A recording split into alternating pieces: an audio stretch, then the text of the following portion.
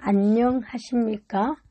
해인사의 1번지 원당암에 대해서 알아보도록 하겠습니다. 원당암은 해인사 1번지 같은 상징적인 산내 암자입니다. 해인사와 행제처럼 역사를 같이 하고 있기 때문입니다.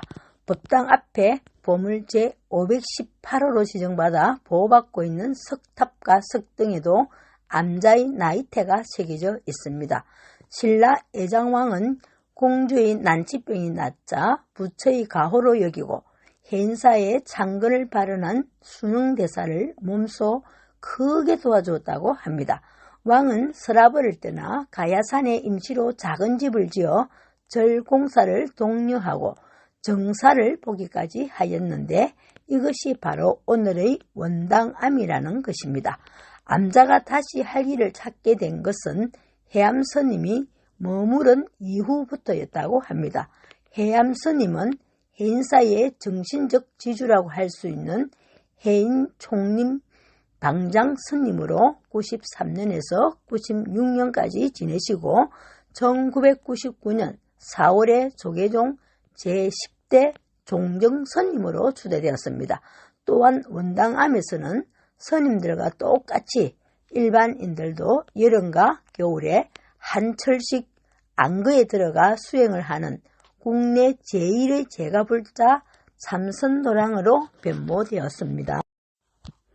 해인사 원당암은 신라 애장왕 서기 803년 때 해인사를 창건하기 전에 원당암을 제일 먼저 지은 후 왕이 친히 왕래하면서 해인사를 축조 창건하였다고 합니다. 원당암은 봉황이 알을 품고 있는 형국의 자리라고 전해지며 무생교 옆의 크고 둥근 바위가 봉황의 알이라 일컬었으며 옛 이름이 봉서사로 칭하여 온 적도 있었습니다. 또 나라를 위해 기도를 드렸던 원찰이라고 해서 원당이라고 하였다고 합니다. 원당암 창건 이후 수많은 선현 대덕 큰 스님들의 수행처가 되었으며 제가불자님들의 기도처가 되었습니다. 근세의 조계종 10대 종정과 해인총림 6대 방장을 지내신 해암대종사께서 주석하시던 곳이었습니다. 지금 현재는 해인총림 9대 방장이신 벽산 원각대종사께서 주석하시고 계십니다. 해암대종사께서 처음 원당에 오셨을 때는 법당과 요사체 등 4동의 건물만 있어 작은 암자로에 불과하였는데 해암대종사께서 스님들의 수행 또한 중요하지만 제가불자들의 수행도 철저히 잘할 수 있는 도량을 만들어서 참선할 수 있는 도량으로 만들어야 된다고 하셨습니다. 주석하시었던 염하씨를 비롯해 제가불자가 참선할 수 있는 달마선언과 후원, 요사체 등을 불사를 하시어 삭격을 갖추어서 안거와 산철 결제, 첫째, 셋째 주 토요일 철야 용명정진의 도량으로 만들어 제가불자님들의 참선 수행처가 되어 끊임없이 용명정진하는 도량이 되었습니다. 현재 해인총림 9대 방장이신 벽산 원각대종사께서 해암대종사의 유지를 받들어 제가불자님들이 더 힘써 수행정진할 수 있도록 법당과 달마선언, 영단, 시무당 등을 중수불사를 새롭게 일신하시면서 제가불자님들을 제접하며 주석하고 계십니다. 원당암 영단에는 선망부모 조상 영가님들의 만년 위패를 모시어 매월 보름 미타제일에 선망부모의 조상 영가 천도제를 잘 모셔드리고 있고 백중과 중앙절에는 천도제를 크게 모시어 선망부모 영가님들의 왕생 극락을 발언하고 기도 정진하고 있습니다. 원당암의 건립 배경에 대해서 알아보겠습니다. 고대에 속하는 유물은 대부분 원당암이라 불리는 산내 소감에 있습니다. 물론 청량사라고 불려지는 가까운 거리의 사찰에도 중요한 석조 유물이 상당수 전해지고 있지만 이보다는 원당암이 해인사와 보다 밀접한 관계에 있는 사찰로 보아야 합니다. 그것은 이 절의 본래 이름이 봉시사라고 전해지고 있으나 신라 제51대 진성여왕대에 와서부터 각간 위홍의 원당으로 되었기 때문에 원당암이라고 하는 별칭이 생겨난 것으로 생각됩니다. 그것은 진성여왕과 각별한 관계에 있던 각간 위홍이 진성여왕 즉위 2년 888년에 죽자 그를 해성대왕으로 추존하고 해인사를 해성대왕 원당으로 삼았던 데서 유래된 것으로 생각됩니다.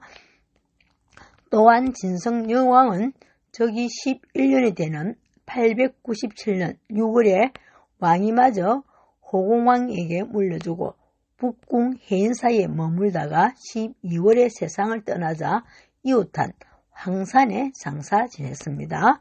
또한 진성여왕은 즉위 전에는 이미 북궁 공주라고 불려졌고 또한 이때의 북궁은 신라 서울의 북쪽에 위치한 해인사를 가리켰던 것으로 알려져 있습니다. 이러한 사실들로 보아 원당암에 있는 중요 유물들은 대체로 진성여왕대에 와서 위홍을 위한 원당으로 지목되면서부터 이곳이 새롭게 각광을 받기 시작한 때에 건립된 것으로 추정할 수 있습니다. 그러니까 그 제작은 888년에서부터 897년에 이르는 약 10년 사이의 기간으로 설정할 수 있을 것입니다. 이곳에 현존하는 중요 석조 유물로는 보물 제518호 원당암 다층석단 및 석등 그리고 베레석을 비롯하여 보광전의 축대 등을 지목할 수 있습니다.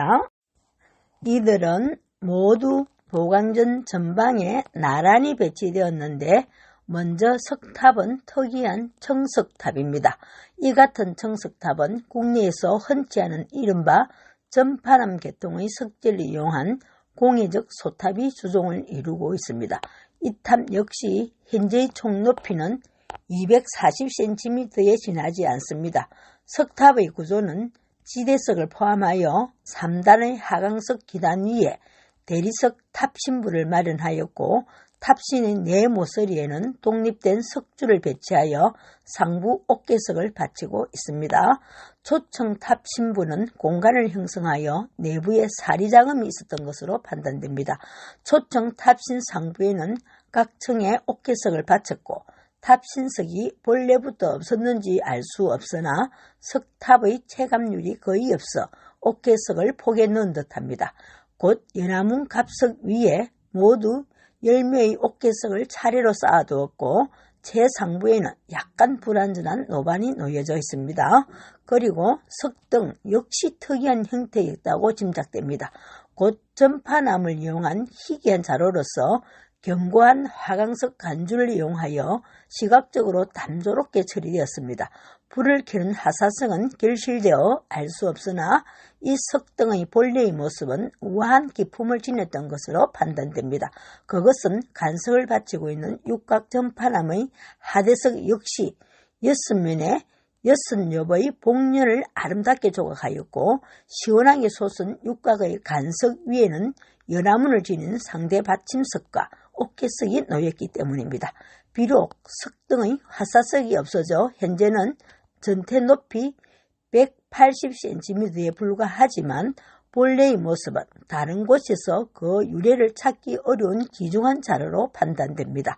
그것은 전파남과 하강석을 혼용하여 높이 솟은 하강석 간석 위에 화사석을 배치한 혼욕의 석재를 이용하였고 또한 하대석 아래의 하강석 지대석은 이 석등을 지탱하기 위한 구조적 배려가 있었을 뿐 아니라 상하에 적용된 연화문 조각은 그 기품을 더해주기 때문입니다.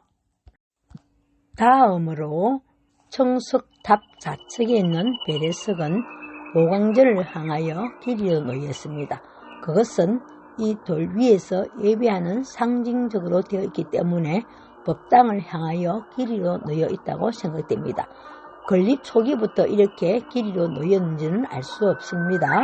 베레석의 상부 판석 중앙에는 직경 22.5cm의 연화문을 두텁게 양각하였고 다시 7.5cm의 연꽃 자방을 조각하였기 때문에 그 위에서 예배하기에는 매우 불편할 것으로 판단됩니다. 뿐만 아니라 경우에 따라서는 법당을 향하여 길게 놓이는 배례석도 있었으므로 배례석의 용도는 그 위에서 예배하기보다는 향로나 촛대 등 의식 용구를 배치하였던 것으로 짐작됩니다. 곧 배례석이 위치하는 곳이 석탑의 전면인 경우가 있는 것으로 보아 그 위에 의식 용구를 놓고 법요를 행하였던 것으로 판단됩니다. 곧 큰 법요 때에는 그 전방 누각 건물에서 의식을 집행한 조선시대 이후의 사례로 보아 더욱 그러합니다. 이 배례석의 전체 길이는 93cm에 폭 47cm입니다. 그리고 높이 33cm의 한 돌로서 제작되었습니다. 배례석의 측면에는 안상을 조각하였는데 이들은 전후에 각각 2구 그리고 측면에 한 구를 새겨 그 아름다움을 더하였습니다. 따라서 그 크기로 미루어 봤어도 배례석 위에서 직접 예배하는 것으로 보기는 어렵습니다. 끝으로 원당함의 주된 법당인 보광전의 축대를 주목해야겠습니다. 이 축대는 보광전 전면을 아름답게 장식하고 있는 특이한 작품으로서 다른 곳에서는 유래를 보기 어렵습니다. 그 높이는 약 40cm에 불과한 나지막하지만 정성이 서민 품격 있는 작품입니다. 상부에는 아름다운 몰딩과 연꽃 모양을 지닌 머리돌을 넓은 판석으로 배치했고 그 아래 면석은 폭 약 51cm, 높이 약 27cm의 아름다운 안상을 조각하였습니다. 안상의 형태는 배례석의 형태와 동일합니다. 이같이 보광전의 축대에까지 안상과 연화문을 새겨 존엄을 표현할 정도로 정성을 다한 것 역시 어쩌면 진성여왕의 여성적 섬세함이 작용한 결과라 하겠습니다. 이상 보광전의 석조물의 성격은 모두 위홍각관을 위하여 온갖 정성을 다하여 조성한 진성여왕의 배려가 도처에 엿보인다 하겠습니다. 따라서 이곳의 중요 석조물은 모두 신라 왕실의 배려 아래 조성되었음은 물론 그 가운데서도 청석탑을 비롯하여 석등, 배례석, 그리고 보광전의 축대에 이르기까지 그 조형 양축 등은 모두 자그마한 원당적 성격을 배경으로 하여 조성되었다고 하겠습니다. 동시에 그것은 해성대왕 원당이 곧 진성여왕의 원찰이었던 시대적 배경 속에서 이룩될 수 있었다고 하겠습니다. 해인사는 신라 애장왕 때 공주가 난치병에 걸렸을 때 순응과 이정이라는 두 스님이 기도해서 낫게 되자 애장왕이 크게 감동하여 세운 절입니다. 애장왕은 가야산에 임시로 작은 별궁을 지어 정사를 보면서 해인사 공사를 직접 감독하며 국태 민안을 기도했다고 합니다. 애장왕의 별궁이 있던 장소가 지금의 원당암이라고 합니다. 저 해인사의 창건의 역사와 함께 하는 해인사 암자가 바로 원당암입니다. 당시 사람들은 해인사가 있는 가야산이 서랍을 경주 북쪽에 있어서 애장왕이 정사를 보던 원당암을 북궁, 북쪽의 궁궐이라고 불렀다고 합니다. 해인사에는 여러 암자들이 있습니다. 그 중에서 가장 크고 오래된 암자가 원당암입니다. 애장왕 이후 원당암은 신라 3대 여왕 중 마지막 여왕인 진성여왕이 말년을 보냈다고 합니다. 진성여왕은 각간 위홍을 깊이 사랑했는데 각간 위홍이 죽자 슬퍼하며 그를 해성대왕으로 추존하고 왕위를 양위한 뒤 원당암에 와서 각간 위홍의 위패를 모시고 극락왕생을 기도했습니다. 따라서 원당암이라는 암자 이름은 신라 애장왕과 진성여왕의 원당은 개인의 소원을 비는 도장이었다는 데서 유래한 이름입니다.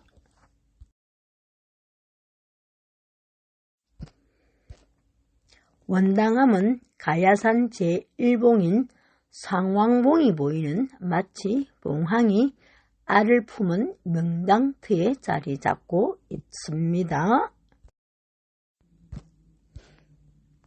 원당암의 중심 불전은 보광전입니다. 시방세계를 향해 널리 두루 진리의 빛을 비춘다는 뜻의 보광전에는 아미타 부처님을 모시고 있습니다.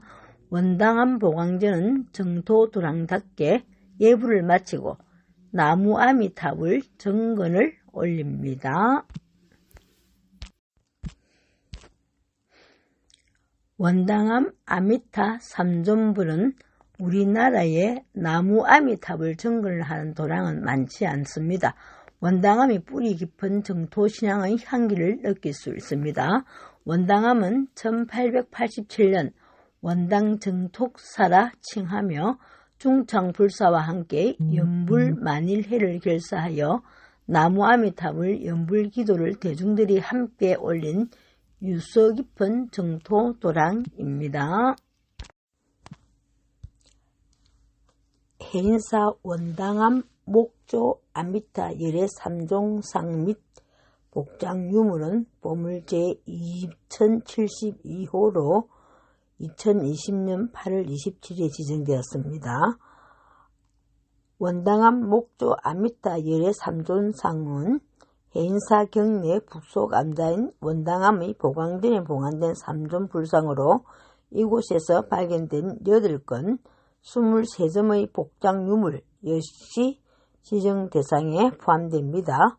원당암 목조 아미타 열애 3존상은 설법인의 수인을 한 아미타 열애상과 화불을 새긴 보관을 쓴 가는보살, 민머리의 지장보살로 구성된 불상으로 아미타 3존 도상을 정확하게 구현한 작품입니다. 이러한 3종상 형식은 고려 후기에 새롭게 등장한 도상으로 조선 후기까지 지속되었습니다.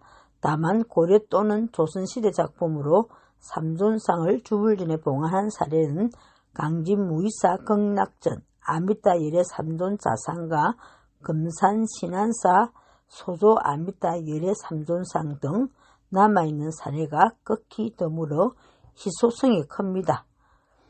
조성 시기에 대해서는 불상의 형식과 복장 발음은 1490년 전후 왕실의 지원에 따른 해인사 중창 이후 1495년 원당암 중창이 이루어진 일련의 과정을 감안할 때 조선 15세기 후반에 제작된 것으로 추정됩니다.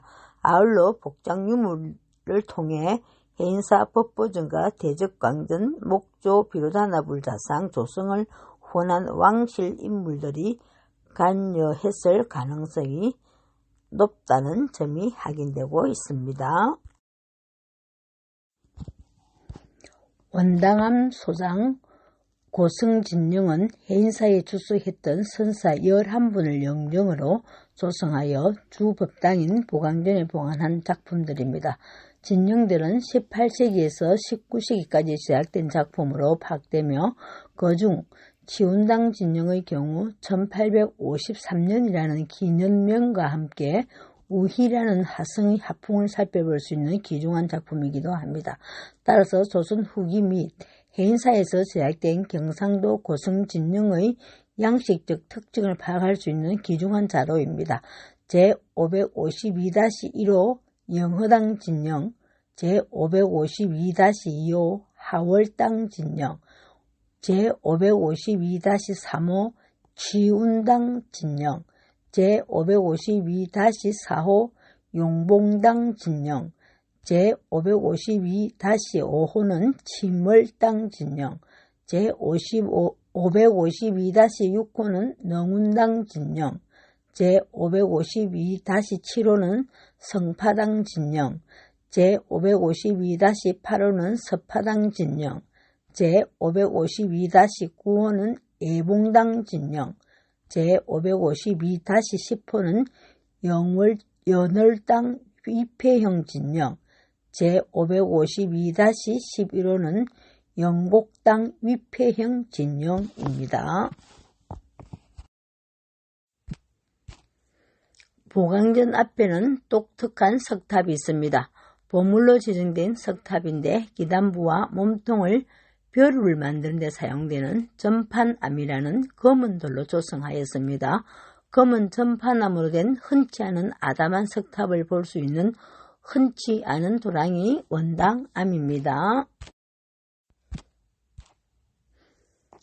해인사는 조계의 종정이자 선성이자 삼천배로 유명했던 성철스님이 주석했던 도랑입니다. 성철스님 입적 후 조계종 종정을 지내셨던 분이 해인사 방장스님인 해암스님입니다. 해암스님이 하셨던 유명한 명언이 공부하다 죽으라입니다. 해암스님이 무선 정진력으로 참선 수행을 했던 미소굴이 아직도 남아있습니다. 그리고 원당암 바로 아래 달마선언이 있는데 제자들도 한거와 동한거를 할 수 있는 선방이라고 합니다. 예전에는 정토도랑으로 열심히 연불했던 수행도랑이 지금은 열심히 참선하는 선수행도랑으로 바뀐 것이 재미있습니다. 가야산의 맑은 기운 속에 우리 민족이 세계에 자랑할 만한 불교 문화유산인 8만 대장경을 봉안한 해인사, 그리고 가야산의 맑은 기운 속에 차분히 연불하고 자선할 수 있는 좋은 수행도랑 원당암입니다.